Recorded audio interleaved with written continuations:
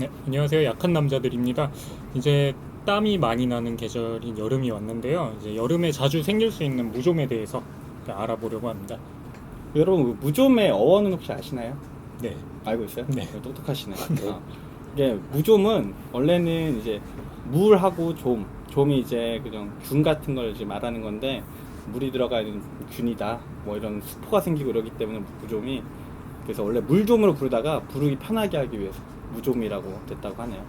이제 무좀은 그 피부사상균으로 발생하는 질환 중에 하나인데요. 그 균 중에 제일 흔한 균이 적색백선균, 발음이 어렵네요. 적색백선균. 적색백선균이라고 하고, 이제 무좀은 원래 백선이에요. 이게 머리에 감염되면은 두부백선, 몸에 발생하는 경우에는 체부백선, 발에 감염되는 경우를 족부백선이라고 하는데, 이를 부르기 편하게 무좀이라고 하죠.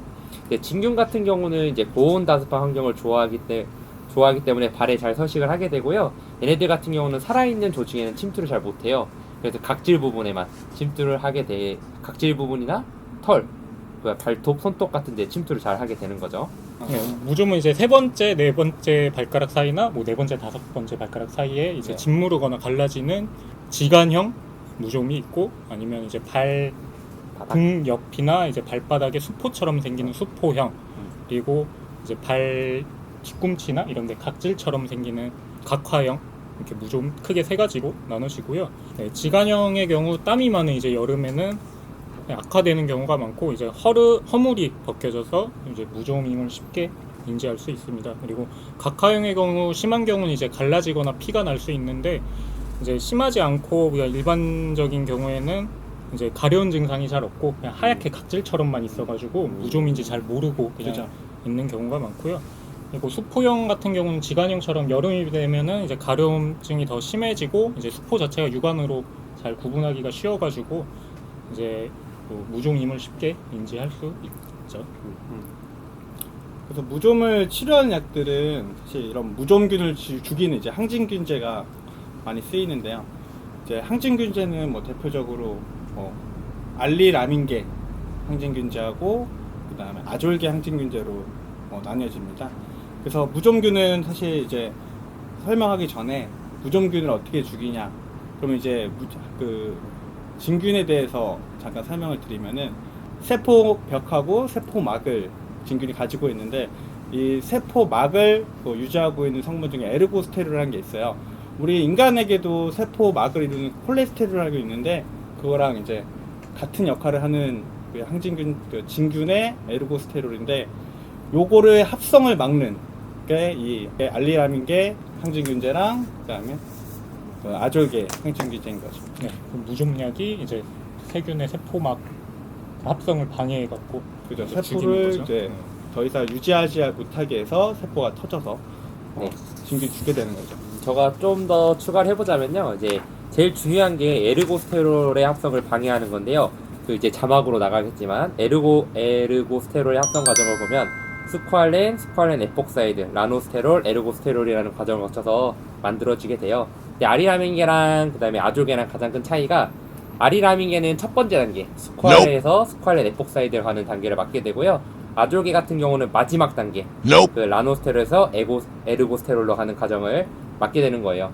결국은 이제 에르고스테롤을 맡게 되는 건데, 막는 그 단계만 다르게 되는 거죠. 알릴아민계를 대표하는 약은 이제 라미실 크림이 있고, 라미실 크림이 이제 테르비나핀이라는 성분의 약이고, 그리고 아졸계는 이제 카네스텐 크림이라고 클루트리마졸이라는 성분으로 된 약이 있어요. 그래서 이 라미실 크림의 경우 사용법은 이제 하루에 한두 번 정도, 일주일 정도 사용을 하고, 이제 일주일 지나서 증상이 완화되더라도 이제 1, 2주 정도는 계속 더 사용하시는 게 좋아요. 왜냐하면은 그 무좀균들이 이제 잠복하고 있어갖고, 그렇죠. 증상이 좋아졌다가도 다시 약을 재발할. 끊으면은 다시 재발을 할 수 있기 때문이고, 카네스텐도 마찬가지로 그냥 하루에 뭐 이거는 한 번에서 뭐 3번 정도까지 해서 4주 정도 쭉 쓰시고, 똑같이 라미실처럼 뭐 1, 2주 정도는 증상이 좋아져도 계속 쓰시는 게 좋습니다. 무좀 연고를 처음 뭐 쓰시면은 무좀 증상이 금방 완화될 수 있어요. 지금 앞에서 말씀드린 뭐 1주나 4주까지 안 쓰더라도 그 안에 뭐 증상이 완화되는 경우가 있는데 그렇다고 이제 약을 바로 끊어버리면은 다시 재발할 수 있고 또 무좀균 자체가 그 약에 내성이 생길 수 있기 때문에 그 사용 기간을 꼭 준수해서 사용하시는 게 좋습니다. 네, 이렇게 근데 무좀균 같은 이제 항진균제를 크림으로 쓰게 되면은 뭐 4주, 6주 이렇게 오래 쓰셔야 되잖아요. 네, 그런 거를 번거로워 하시는 분들이 많아서 나온 게 선전을 많이 하는 라미실 원스라는 제품이에요. 이 라미실 크림에 비해 가격대는 월등히 비싸긴 해요. 10,000원 정도 차이가 나니까 월등히 비싸긴 한데 한번 바르면 13일 정도 지속되기 때문에 편한 점은 있죠. 그래서 라미실을 이제 바르실 때는 라미실 원스는 한번 바르시는 거기 때문에 바르실 때 제일 잘 발라 주셔야 되는데 먼저 바르시는 발을 다 양쪽 발 다 깨끗이 이제 씻어요. 그다음에 잘 건조를 시킨 다음에 그 라미실 한 통을 다 쓰는 건데 그 무좀이 있는 발뿐만 아니라 무좀이 없는 발까지 골고루 그러니까 무좀이 있는 부위뿐만 아니라 없는 부위 전부 다 골고루 발라주시는 게 중요하시고요.